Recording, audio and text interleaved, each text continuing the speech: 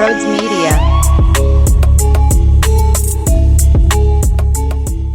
And I guess that's what happens when Danny Green, who's an absolute fraud, just does nothing. He literally, let me tell you something, he literally did nothing. He was 0 for 2 and was minus, what did he finish with, minus 17 or minus 13?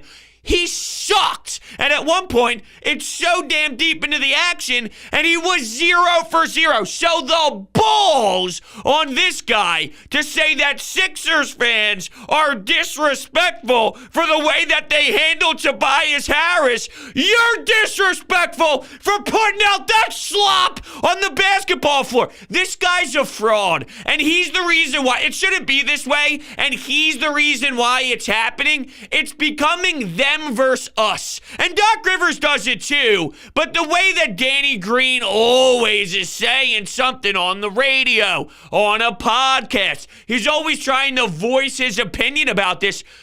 Your opinion's wrong! Your opinion's wrong!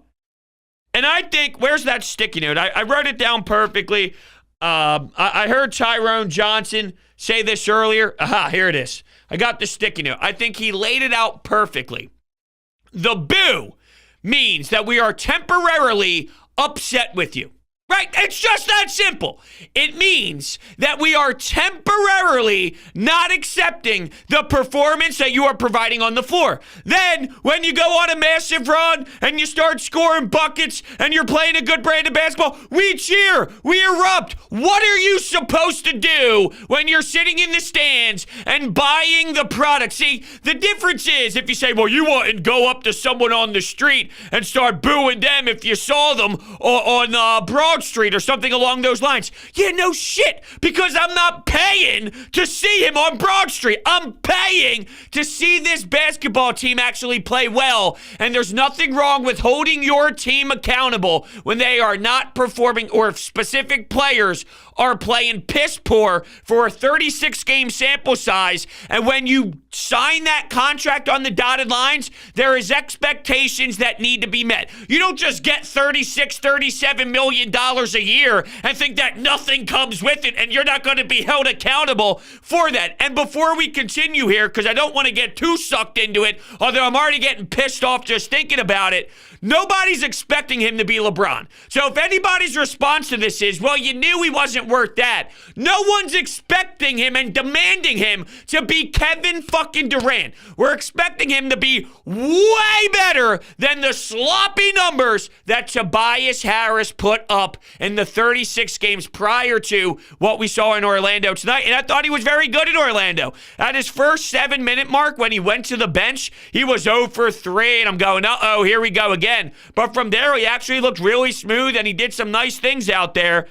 On the offensive end, he finished with 22, 9, and 4. Had 2 steals and 2 blocks as well on the box score. But, yeah, I mean, Tobias Harris answered the bell while Danny Green runs his damn mouth and keeps talking. It's a joke, and I hate the way that they're handling this because I truly believe the team is separating what it's supposed to be. This is a community, right?